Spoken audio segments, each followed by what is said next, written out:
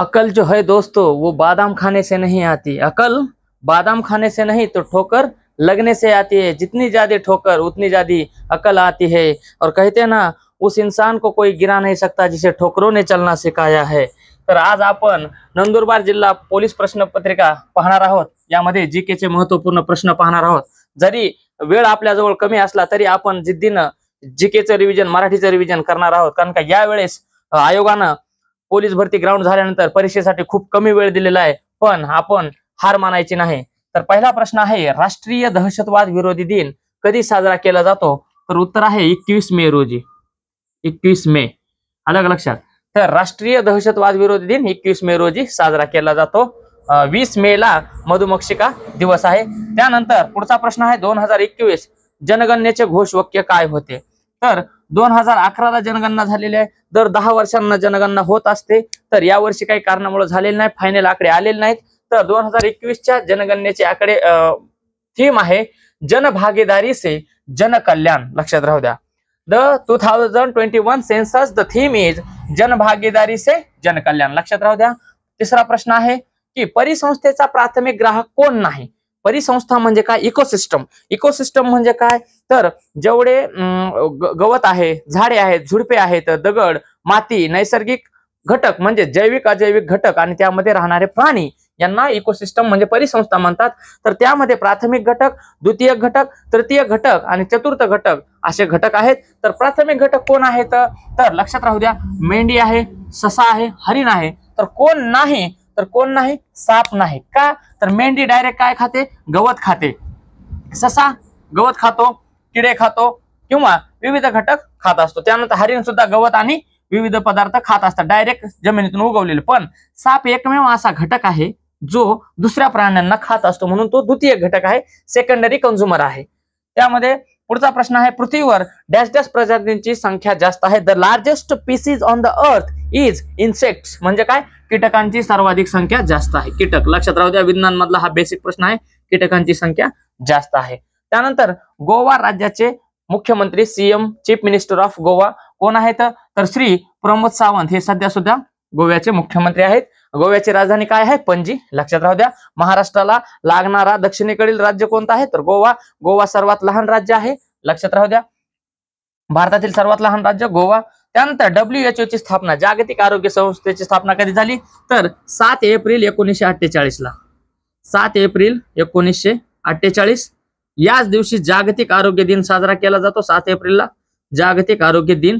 लक्षात राहू द्या। 7 एप्रिल वर्ल्ड हेल्थ डे। त्यानंतर डेंगू हा आजार डॅश डॅश डासाच्या चावण्यामुळे होतो? तर त्याचं नाव आहे एडिस इजिप्ती। एडिस इजिप्ती या डासामुळे डेंगू हा आजार होतो। एडिस इजिप्ती लक्षात राहू द्या। महत्वपूर्ण काही डास आहेत त्यांच्यापासून आजार होत असतात, लक्षात राहू द्या। त्यानंतर आता नंदुरबार जिल्ह्याचा ज्यांनी फॉर्म भरलाय किंवा ज्यांनी प्रत्येक जिल्ह्याचा फॉर्म भरलाय त्या जिल्ह्याचे काय प्रश्न आहेत? नदी, पर्वत, डोंगर, राज्य, महसूल, मंत्री किंवा नदी, पर्वत किंवा प्रसिद्ध गोष्टी लक्षात घेतल्या पाहिजेत। बघा प्रश्न कसे आले ज्या जिल्ह्याचा फॉर्म भरला तर नंदुरबार जिल्ह्याची माहिती घेत असताना बघा, ज्यांचा फॉर्म नंदुरबार साठी आहे माहिती आलेली आहे। नंदुरबारवर 1, 2, 3 आणि तिकडं 2 असे जवळपास 5 प्रश्न त्या जिल्ह्याचे येतात, म्हणून लक्ष राहू द्या फॉर्म भरताना। नंदुरबार जिल्ह्यात एकूण लोकसंख्येशी अनुसूचित जमाती म्हणजे शेड्यूल ट्राईबचे प्रमाण किती आहे? म्हणजे आदिवासींची संख्या किती आहे? तर 69% जवळपास आदिवासी आहेत नंदुरबार मध्ये आणि 28% इतर। तर नंदुरबार हा सगळ्यात जास्त आदिवासींचा जिल्हा म्हणून ओळखला जातो। पुढचा प्रश्न आहे, नंदुरबार आदिवासी विकास प्रकल्पाची स्थापना कधी झालेली आहे? तर हा फॅक्ट बेस्ड क्वेश्चन आहे, हा खूप सर्वांनाच अवघड जाणार आहे। 1 एप्रिल 1977 ज्यांना माहिती आहे त्यांना सोपा जाणार आहे। तोरणमाळ महाराष्ट्रातील हे 2 नंबरचे थंड हवेचे ठिकाण आहे। तर त्याची समुद्र सपाटीपासून उंची किती आहे? तर 1155 आहे। थंड हवेचे ठिकाण जसे की माथेरान आहे, तोरणमाळ आहे, चिखलदरा आहे, महेशमाळ आहे। तर थंड हवेचे ठिकाण खूप महत्वाचे आहेत महाराष्ट्रातील। त्यानंतर नंदुरबार 2011 असणार आहे, लक्षात राहू द्या। 1 मिनिट।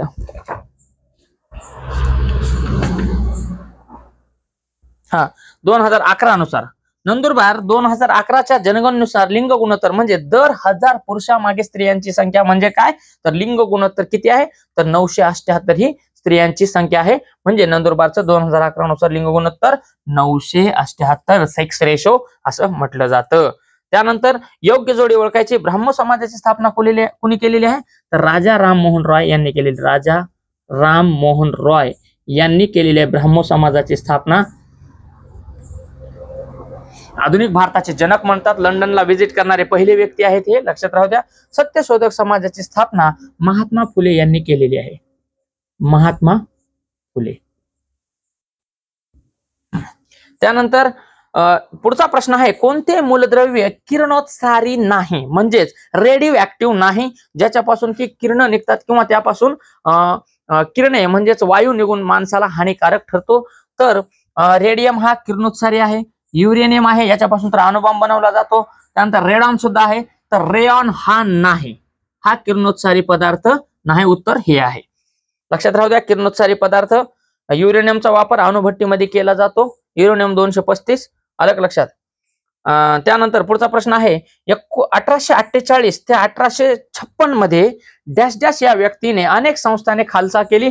तर संस्थाने खालसा करण्यासाठी एकच व्यक्ती प्रसिद्ध होते, ते आहेत लॉर्ड डलहौसी, हे गव्हर्नर जनरल. लॉर्ड डलहौसी यांनी भारतामध्ये टपाल खाते सुरू केले, रेल्वे खाते सुरू केले, PWD म्हणजेच पीपल वर्क्स डिपार्टमेंट सुरू केलं. म्हणून त्यांना विविध सामाजिक संस्थेचा निर्माता सुद्धा म्हटलं जातं. आणि सर्वात जास्त संस्थाने म्हणजे जे राजा होता त्यांचं अधिकार काढून घेऊन त्यांना रद्द केलं, त्यांना पदावरून हटवण्यात आलं. संस्थाने खालसा करणं म्हणजे राजाला हटवून ते राज्य नष्ट करणं. त्यानंतर त्यांना डॉक्ट्रिन ऑफ लॅप्स थेअरी असं म्हटलं जातं, किंवा दत्तक वारस नामंजूर धोरण सुद्धा त्यांनी स्वीकारलं. त्या व्यक्तीचं नाव आहे Lord Dalhousie. Lord Dalhousie. Dalhousie. आता लॉर्ड हा शब्द कशासाठी वापरला जातो, त्या ठिकाणच्या संसदेच्या, लंडनच्या संसदेच्या प्रतिनिधीला लॉर्ड असं म्हटलं जातं. त्यानंतर पुढचा प्रश्न आहे बघा, स्पेसिफिक प्रश्न आहे नंदुरबार जिल्ह्याचा, की भिल्लांचा उठाव कोणत्या ठिकाणी झालेला आहे, तर खानदेश. लक्षात राहू द्या, खानदेश हा महाराष्ट्राचा उत्तरेकडील भाग आहे, ज्यामध्ये नाशिक, जळगाव, धुळे, नंदुरबार या ठिकाणाचा समावेश होतो. हा प्रादेशिक विभाग आहे महाराष्ट्रातील. प्रशासकीय विभाग, प्रादेशिक विभाग, लक्षात राहू द्या. त्यानंतर महाराष्ट्रामध्ये वर्तमानपत्राची सुरुवात 1789 मध्ये एक साप्ताहिक होतं. त्या साप्ताहिकाचं नाव काय, तर बॉम्बे हेराल्ड. हे महाराष्ट्रामधील किंवा बॉम्बे जी प्रेसिडेन्सी आहे त्याच्यामधलं पहिलं वर्तमानपत्र बॉम्बे हेराल्ड. आणि महाराष्ट्राचं पहिलं वर्तमानपत्र आहे दर्पण, जे बाळशास्त्री जांभेकर यांनी सुरू केलेलं आहे. दर्पण साप्ताहिक बॉम्बे हेराल्ड, लक्षात राहू द्या. स्थानिक डॉक्टर वारे म्हणून कुणाला म्हटलं जातं, खारे व मतलई वारे यांना, खारे व मतलई वारे यांना डॉक्टर वारे असं म्हटलं जातं. लक्षात राहू द्या.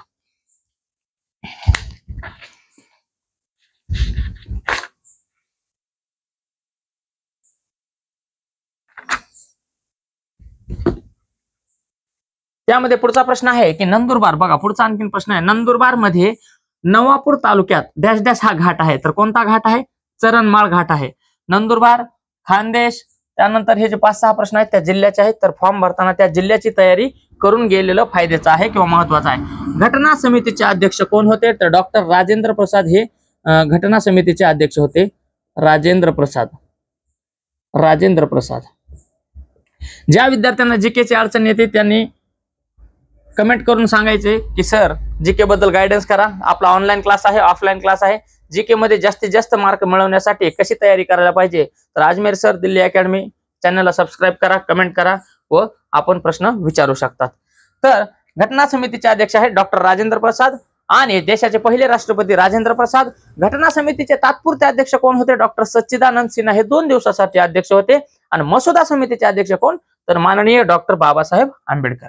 त्यानंतर अस्पृश्यता नष्ट करण्यासाठी भारतीय संविधानात कोणत्या कलमाचा समावेश केलेला आहे, तर कलम 17 आर्टिकल 17. कलम 17 नुसार भारतीय राज्यघटनेमध्ये असं म्हटलेलं आहे की अस्पृश्यता पाळणे हा कायदेशीर गुन्हा आहे. कलम 17 काय, अस्पृश्यता नष्ट करण्यासाठी, निवारणासाठी घटनेमध्ये समाविष्ट आहे. राज्यसभेत जास्तीत जास्त सदस्य संख्या किती आहे, तर 250 आहे. त्यानंतर नीरज चोप्रा यांचं राज्य विचारलंय, ज्यांनी टोकियो ऑलिम्पिक मध्ये देशासाठी सुवर्ण पदक मिळवले ज्वेलिन थ्रो म्हणजेच भाला फेक. ज्वेलिन म्हणजे काय, तर भाला. तर त्यांचं राज्य आहे हरियाणा.